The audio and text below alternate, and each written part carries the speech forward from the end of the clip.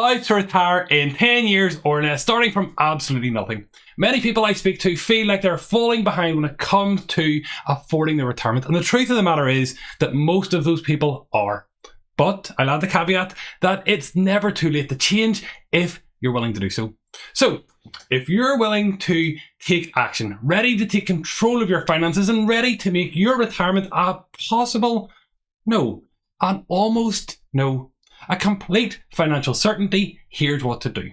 Number one, you have to know your retirement number, how much you spend annually, and multiply that by 25. The first thing that I want you to do is to create a household budget. Take your bank statements and go through it and just document how much money you spend every single month and multiply that by 12. That's what you currently spend.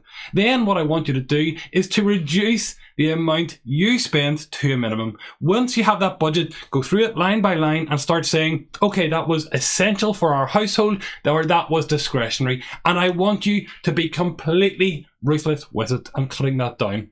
So the third thing then that we have to do is to increase your income. Now, I talk about money a lot and I talk about making lots of money and how to do so and all these good things. But for most people, that sounds like something that's unachievable, and I tell you it isn't. What I want you to do now is to consider starting your side hustle.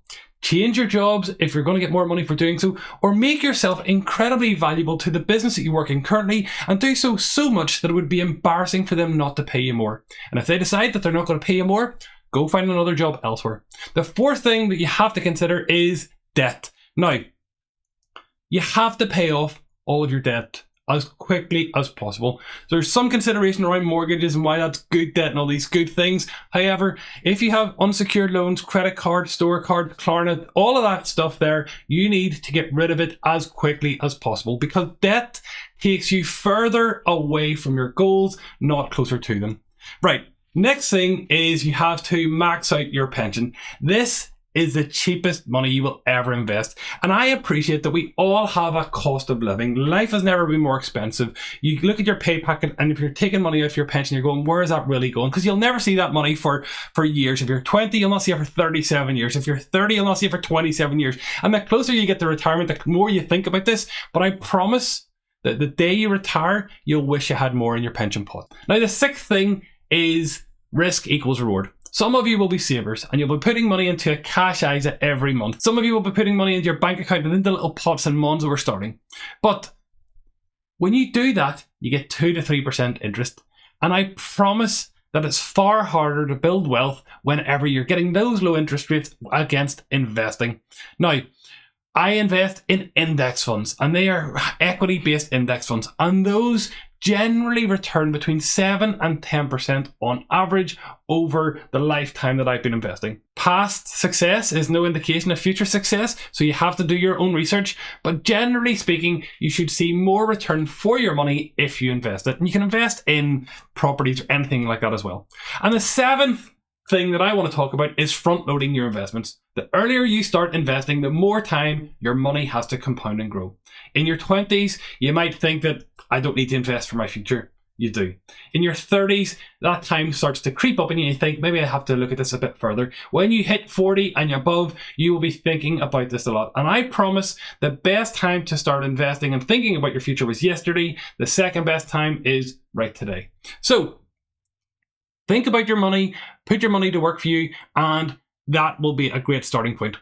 Then we have to think about beginning to love investing the way you love spending money currently. I credit this to being one of the best parts of my own journey, where I would spend money on investments every single month and think to myself, wow, isn't that great? I'm buying back my future, because that's exactly what I was doing. I was looking at it going, okay, I need this amount of money in my pot to retire one day. And whenever I was able to put money away, I was bringing that date back to the point where I no longer had to work for money. But work became optional. And that's what I hope for all of you. So the ninth thing is your ISAs. You must invest into an ISA, not a cash ISA, investment ISA, stocks and shares ISA. Because every penny you own should be working for you and not sitting idle. And when we think about the ISAs, the pensions are for one day, when you retire. The ISAs will bridge that gap between when you can retire and when you want to retire and when you can get your pension. And finally, the 10th item on my how to retire in 10 years or less is that you need to focus on your finances, because the quicker they work for you, the better. And the more you understand money, the more you understand investing, and the more you understand compound interest and earning more money and all of these good things, the better it will be, the more easy it will be for you to achieve your goals. But this all comes with a caveat. None of what I said will be easy. There will be sacrifices. Many of you will have life costs. You'll be in your 40s, you've got families, you've got cars, you've got mortgages, all of those good things, and I am completely respectful of that. But if you make them now, you won't have to later in life.